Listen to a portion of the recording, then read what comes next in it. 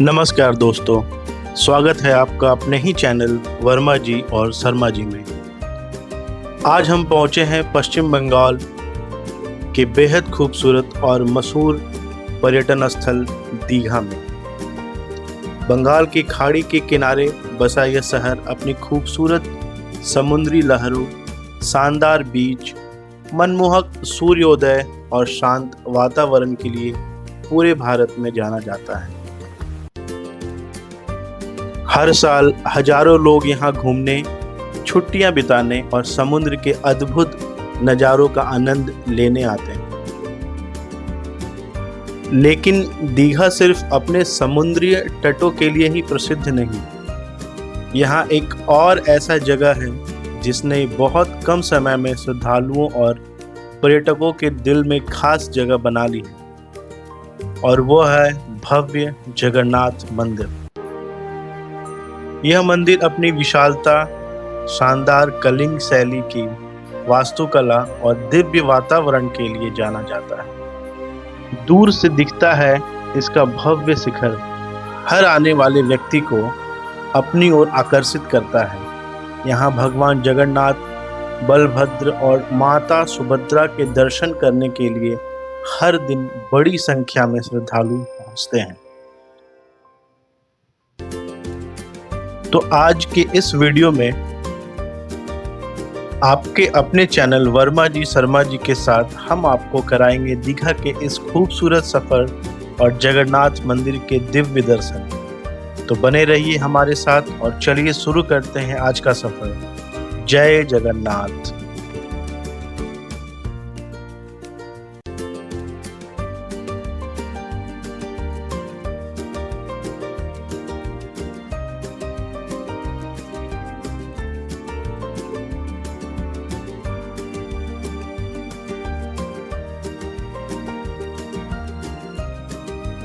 तो दोस्तों, अब सवाल आता है कि आखिर दीघा पहुंचा कैसे जाए।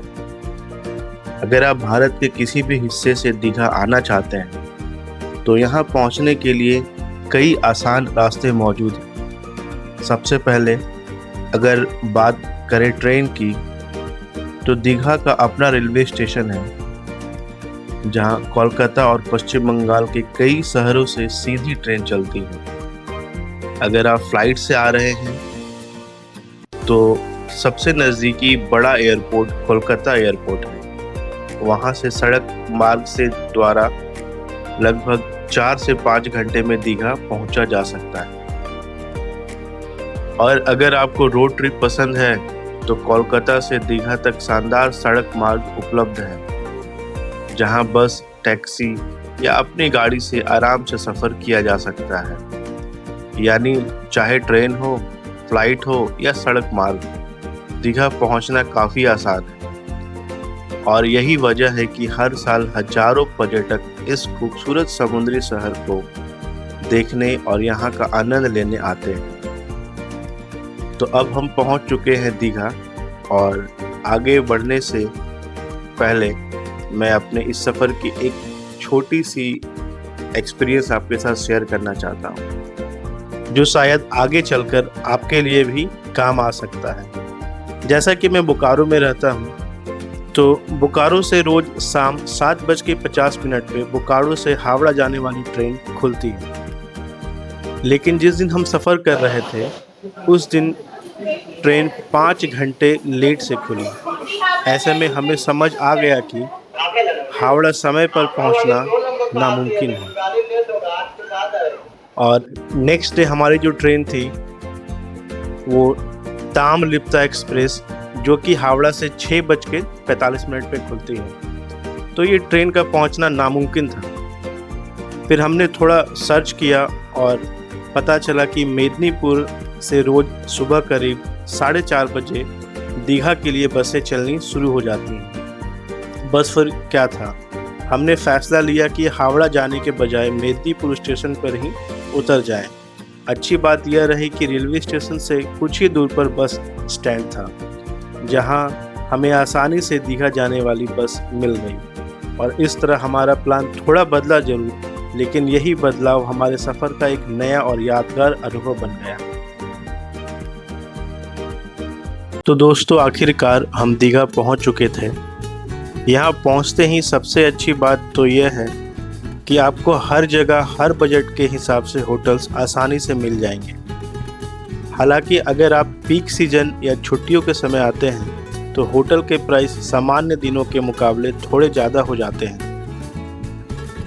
अगर आप सुबह सुबह दीघा पहुंचते हैं तो मेरा सुझाव यही रहेगा कि सबसे पहले आप अपने होटल में चेक इन करें, थोड़ा फ्रेश हो जाएं और फिर निकल पड़िए इस यात्रा के सबसे खास पड़ाव की ओर, जगन्नाथ मंदिर। अच्छी बात यह है कि जगन्नाथ मंदिर न्यू दीघा रेलवे स्टेशन के बिल्कुल पास स्थित है।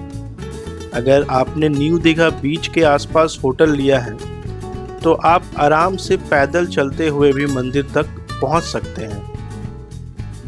और अगर आप वॉक करना नहीं चाहते तो होटल के बाहर आपको आसानी से ई रिक्शा मिल जाएगी जो बहुत कम किराए में आपको सीधे मंदिर के पास तक छोड़ देगी। अब जैसे ही मंदिर के मेन गेट के पास पहुंचेंगे, मंदिर में प्रवेश करने से पहले आपको अपने जूते चप्पल रखने पड़ेंगे, जिसकी सुविधा वहां उपलब्ध है, जो कि बिल्कुल निःशुल्क है। और जैसे आप अपने जूते चप्पल रखते हैं, वहां से बस 1 मिनट की वॉकिंग डिस्टेंस पर आप पहुंच जाते हैं इस भव्य और खूबसूरत जगन्नाथ मंदिर के प्रवेश द्वार पर, जहां से शुरू होता है एक दिव्य अनुभव।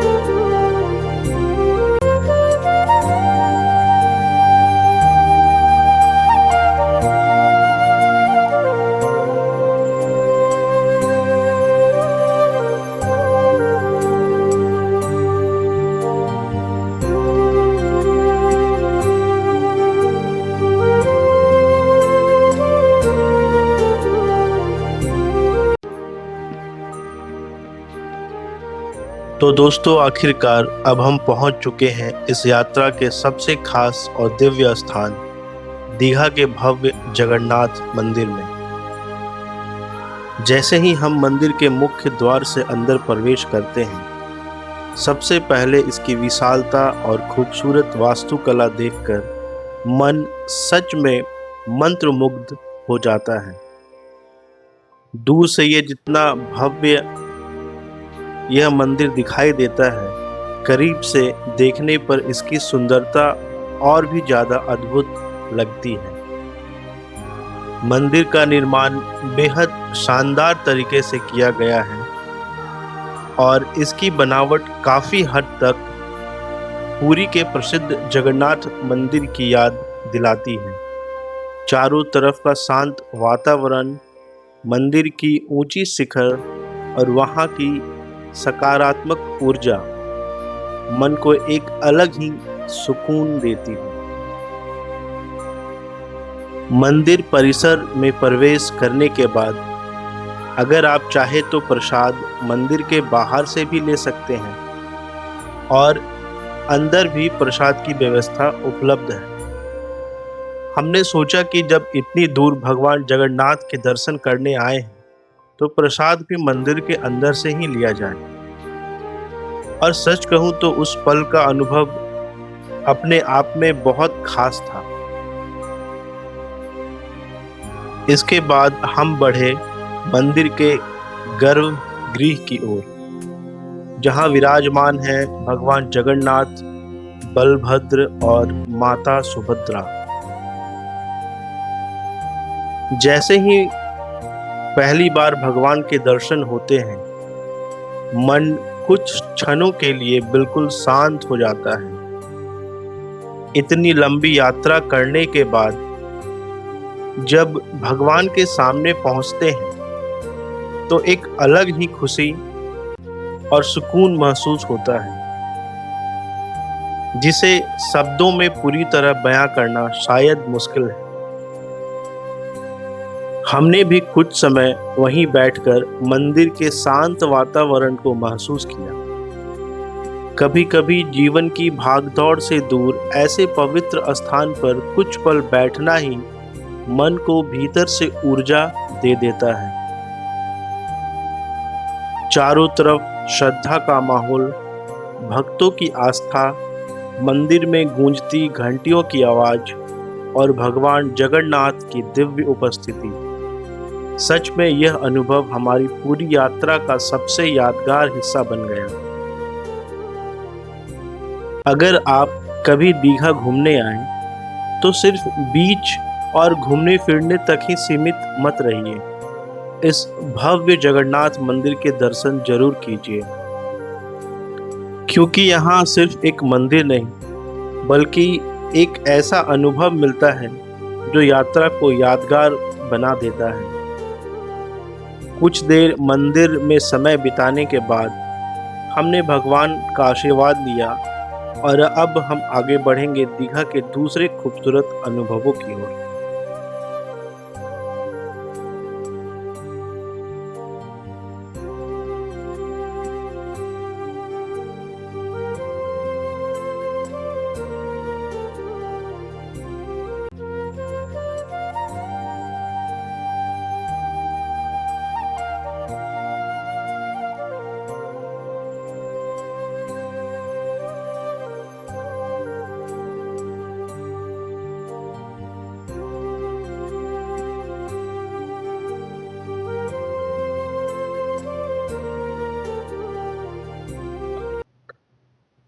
तो दोस्तों, मंदिर में कुछ समय बिताने और भगवान जगन्नाथ का आशीर्वाद लेने के बाद अब बारी थी थोड़ा घूमने फिरने की। मंदिर से बाहर निकलकर आप कुछ अच्छा खा पी सकते हैं, क्योंकि आसपास खाने पीने के काफ़ी अच्छे ऑप्शंस आसानी से मिल जाते हैं। इसके बाद अगर आप चाहें तो यहाँ से कुछ ही दूर पर स्थित है दीघा एक्वेरियम, वो भी आप जाके घूम सकते हैं। यह जगह मंदिर से लगभग 6 से 7 मिनट की दूरी पर है और वहां जाने के लिए आपको आसानी से ई रिक्शा मिल जाएगी। अगर आप फैमिली के साथ ट्रैवल कर रहे हैं तो यह जगह ज़रूर एक्सप्लोर करनी चाहिए, क्योंकि यहाँ समुद्री जीवों की कई अलग अलग प्रजातियाँ देखने को मिलती हैं और अच्छा एक्सपीरियंस होता है। एक्वेरियम घूमने के बाद आप वापस अपने होटल आकर थोड़ा आराम कर सकते हैं, क्योंकि पूरा दिन यात्रा और घूमने में निकल चुका होता है। शाम होते ही अब बारी आती है दीघा के सबसे खूबसूरत अनुभवों में से एक ओल्ड दीघा बीच की। शाम के समय ओल्ड दीघा बीच का नज़ारा सच में देखने लायक होता है। समुद्र की लहरों की आवाज़, ठंडी हवा, किनारे पर घूमते लोग और डूबते सूरज का खूबसूरत दृश्य पूरे दिन की थकान को पल भर में गायब कर देती है। और इसी खूबसूरत माहौल के साथ हमारा डे 1 यही खत्म होता है, लेकिन यात्रा अभी बाकी है, क्योंकि अगले दिन हम दीघा की और भी कई शानदार जगहों को एक्सप्लोर करने वाले हैं।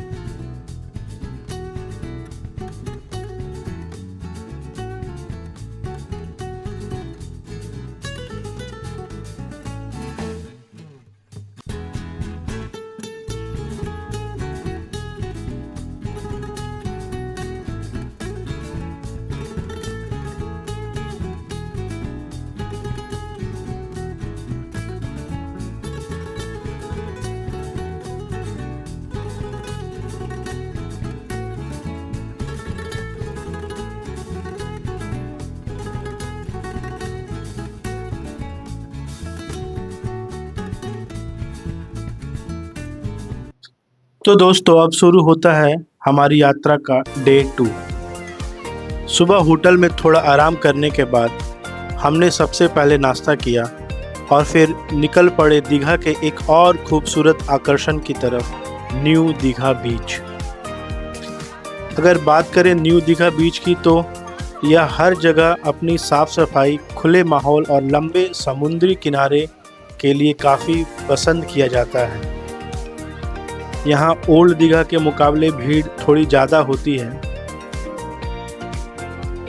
सुबह सुबह ठंडी हवा, सामने फैला विशाल समुद्र और किनारे टकराती लहरों की आवाज़। सच कहूँ तो यहाँ कुछ समय बिताना अपने आप में एक अलग ही सुकून देता है।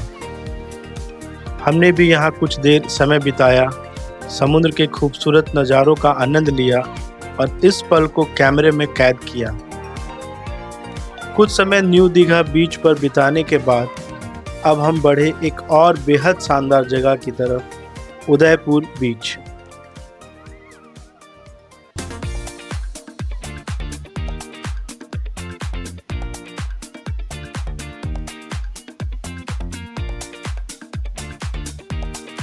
न्यू दीघा से लगभग 2 से 3 किलोमीटर की दूरी पर स्थित उदयपुर बीच उन लोगों के लिए एक बेहतरीन जगह है जो बीच फन और थोड़ा अलग अनुभव लेना चाहते हैं। अगर आप दोस्तों या फैमिली के साथ आए हैं और बीच साइड मस्ती करना चाहते हैं तो यह जगह आपके लिए परफेक्ट है। और अगर आप खाने पीने के शौकीन हैं तो यहाँ सिर्फ सी फूड ही नहीं बल्कि कई दूसरे स्वादिष्ट खाने का भी ऑप्शन मिल जाता है।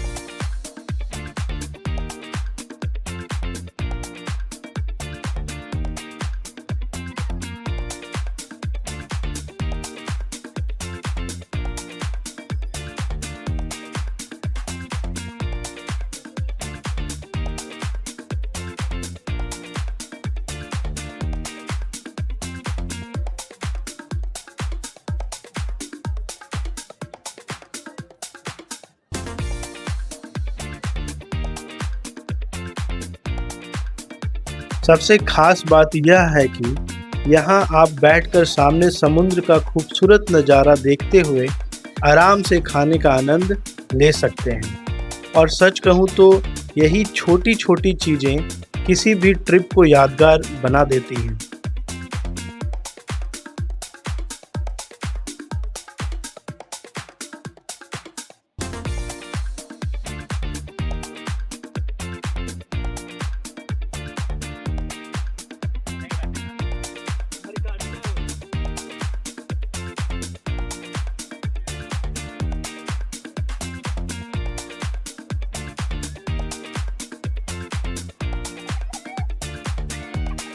हमने भी अपना काफ़ी समय यहीं बिताया, समुद्र में मस्ती की और अच्छे खाने के साथ पूरा दिन कब निकल गया पता ही नहीं चला।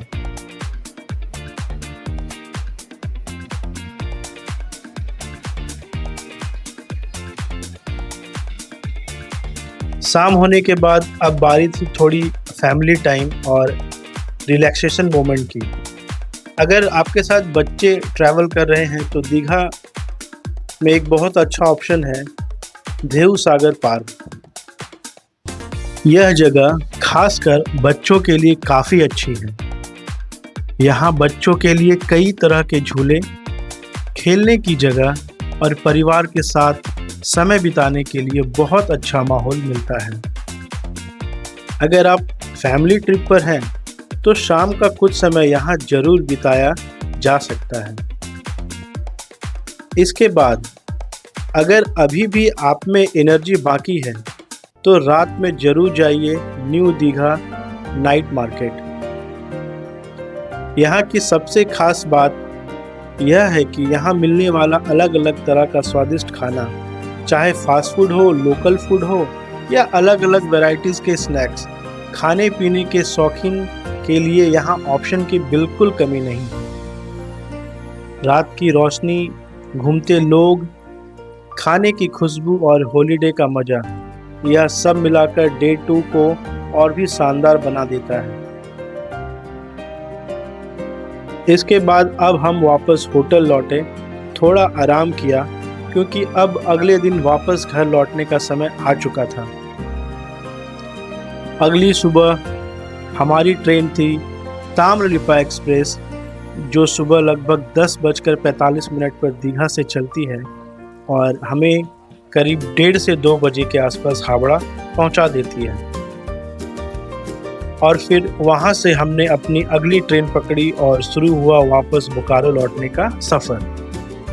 लेकिन सच कहूं, यह सिर्फ एक यात्रा नहीं थी, यह 2 दिनों की ऐसी खूबसूरत यादें थीं जहां भक्ति भी थी, समुद्र की शांति भी थी, फैमिली के साथ बिताया समय भी था और नए अनुभवों से भरी एक यादगार कहानी भी थी। अगर आप भी कभी 2 दिन की छोटी लेकिन यादगार ट्रिप प्लान कर रहे हैं तो दीघा एक ऐसा जगह है जहां आपको मंदिर, समुद्र, अच्छा खाना, फैमिली टाइम और रिलैक्सेशन सब कुछ एक जगह मिल जाता है।